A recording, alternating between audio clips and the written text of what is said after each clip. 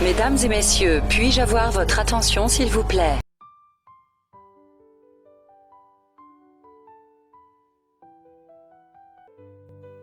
La plante a besoin de sucre pour vivre et grandir.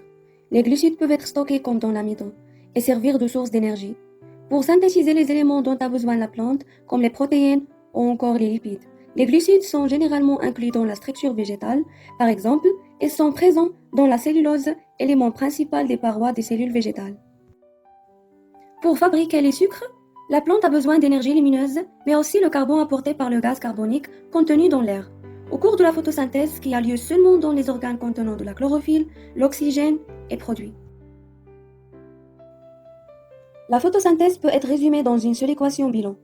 Pour réaliser ce métabolisme, la plante absorbe 6 molécules de dioxyde de carbone par les stomates des feuilles, ainsi que 6 molécules d'eau qu'elle capte par les racines. La plante produira alors 6 molécules de dioxygène qu'elle rejettera dans l'atmosphère, aussi qu'une molécule de glucose qui lui fournira de l'énergie. Comme nous, les plantes respirent. La respiration a lieu aussi bien dans la partie aérienne qu'au racinaire. Elle permet de dégrader des molécules pour tirer de l'énergie.